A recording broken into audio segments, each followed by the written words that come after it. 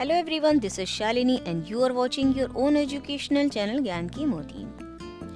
आज के वीडियो में हम करेंगे इतिहास और नागरिक जीवन कक्षा 7 से पाठ 14 का अध्ययन कार्य, जिसका शीर्षक है मुगल कालीन समाज एवं संस्कृति।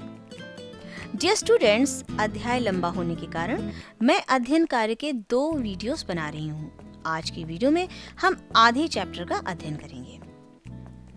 डियर स्टूडेंट्स, मुगलों के शासन काल में देश में सामाजिक, राजनैतिक तथा आर्थिक जीवन में महत्वपूर्ण परिवर्तन हुए। भारत के विभिन्न भागों तथा अलग अलग धर्मों और नस्लों के लोगों ने अनेक प्रकार से सांस्कृतिक विकास में योगदान दिया, जिससे एक नई संस्कृति का विकास हुआ। सामाजिक एवं धार्मिक स्थिति के विषय में पढ़ते हैं। डियर स्टूडेंट्स, भारत में मुगलों के आगमन से सामाजिक जीवन पद्धतियों में बदलाव आया। जातीय व्यवस्था के अंदर ही नई जातियों और उपजातियों का उदय हुआ। मुगल काल में सम्राट और उसका परिवार सर्वोपरि था। उसके उपरांत दूसरे वर्ग में उलेमा यानी पवित्र धार्मिक व्यक्ति, सैयद, शेख आदि थे। द्वितीय वर्ग में ही मुस्लिम अमीर, अधीनस्थ राज्यों के शासक, जमींदार, जागीरदार आदि थे। मध्यम वर्ग में अध्यापक, हकीम, ज्योतिषी, कवि, व्यवसायी, कोतवाल, चौकीदार, काजी, चौधरी आदि थे। तत्पश्चात भूमिहीन कृषक, श्रमिक, दरिद्र, निःसहाय, दास आदि की श्रेणी थी। हिंदू समाज जातियों और उपजातियों में विभाजित था। समाज में ब्राह्मणों का स्थान प्रमुख था। मुगल शासन में इस वर्ग के लोगों को अनुदान, उपहार और राजाश्रय प्राप्त था। तत्पश्चात क्षत्रियों का वर्ग था। उनको प्रशासन और सेना में महत्वपूर्ण पदों पर योग्यता के अनुसार स्थान मिला। तृतीय वर्ग में वैश्य थे। व्यापारिक समुदाय में उनकी महत्वपूर्ण स्थिति थी। समाज के निम्न स्तर के लोग चौथे वर्ग में थे। इसमें पेशेवर समूह भी सम्मिलित थे। मुगलों के आगमन से पर्दा प्रथा अधिक व्यापक हुई। स्त्रियां पुनर्विवाह या पिता की संपत्ति में हिस्से का दावा नहीं कर सकती थीं। मुगल काल में जहां शासक वर्ग शानो शौकत के साथ जीवन व्यतीत करते थे, वहीं दूसरी ओर किसान, दस्तकार तथा श्रमिक अत्यंत गरीबी में अपना जीवन यापन करते थे। मुगल काल की संपन्नता का आधार किसानों एवं श्रमिकों की मेहनत थी और उन्हीं के घर दरिद्रता बसती थी। सांस्कृतिक समन्वय कैसा था? मुगल शासन के अधीन भारत में स्थापत्य, चित्रकारी, साहित्य एवं संगीत का विकास हुआ। इस दृष्टि से मुगल काल को गुप्त काल के बाद उत्तर भारत का दूसरा स्वर्ण काल कहा जा सकता है। मुगल अपने साथ तुर्क ईरानी संस्कृति लाए थे, जिनका भारतीय परंपराओं के साथ मिश्रण हुआ।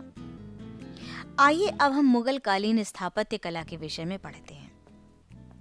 डियर स्टूडेंट्स, मुगलों ने भव्य किलों, आकर्षक राजमहलों, दरवाजों, इमारतों, मस्जिदों, बावलियों आदि का निर्माण करवाया। मुगल शहंशाहों ने कई किले बनवाए, जिसमें मुगल तथा भारतीय शैलियों का मिश्रण दिखाई देता है। इन किलों में अधिकतर लाल बलुआ पत्थर का प्रयोग हुआ है। महलों में स्थानीय गुजराती, बंगाली तथा फारसी शिल्पकला का मिश्रण देखने को मिलता है। इनमें छज्जों और सुंदर छतरियों का इस्तेमाल किया गया है। इनकी दीवारों और छतों की सजावट में फारसी या मध्य एशियाई प्रभाव देखा जा सकता है। कई इमारतों में सफेद तथा लाल बलुआ पत्थरों का प्रयोग किया गया है।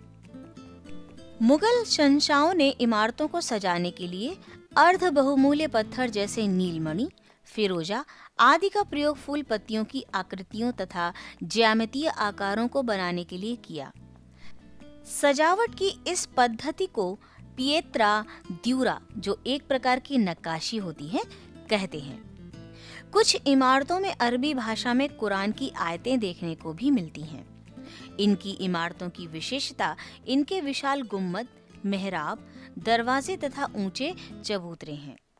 हवा के लिए बनाए गए पंचमहल की सपाट छत को सहारा देने के लिए विभिन्न स्तंभों का, जो विभिन्न प्रकार के मंदिरों के निर्माण में प्रयोग किए जाते थे, इस्तेमाल किया गया है। मुगलों ने जल स्रोतों से युक्त कई सुनियोजित बगीचे भी लगवाए। जगह जगह सुंदर फव्वारे भी थे।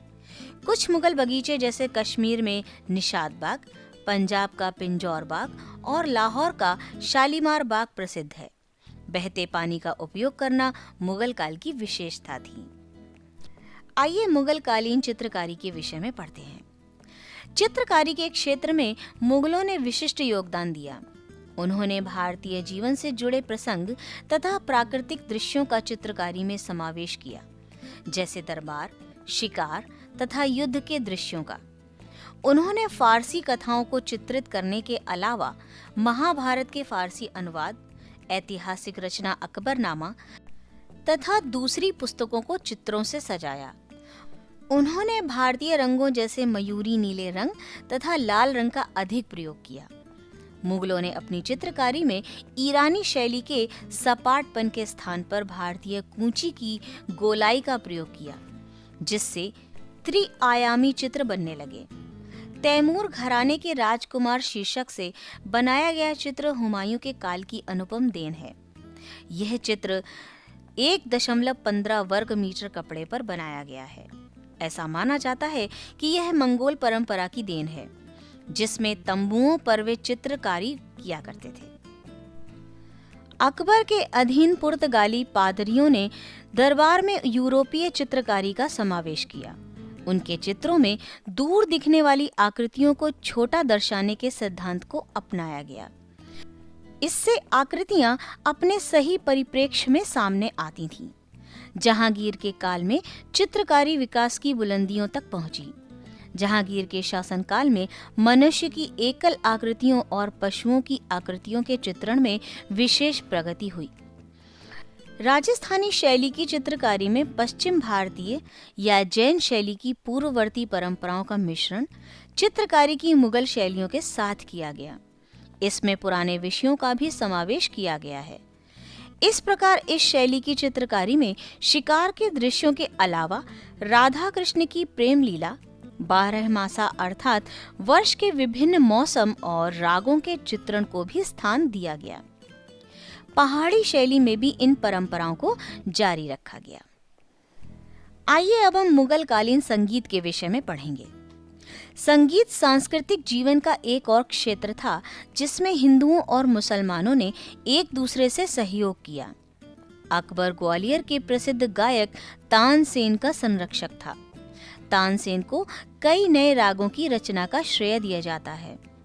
आईने अकबरी में 36 संगीतकारों के नाम हैं। औरंगजेब दरबार द्वारा आयोजित संगीत को पसंद नहीं करता था, परंतु वह कुशल वीणा वादक था। भारतीय शास्त्रीय संगीत पर फारसी में सबसे अधिक पुस्तकों की रचना औरंगजेब के शासनकाल में हुई। साहित्य का विकास। डियर स्टूडेंट्स, मुगल शासक साहित्य प्रेमी थे। उन्होंने विद्वानों और साहित्यकारों को राजकीय संरक्षण दिया। इस काल में भी फारसी ही राजभाषा थी। बाबर ने अपनी आत्मकथा तुझके बाबरी तुर्की में लिखी।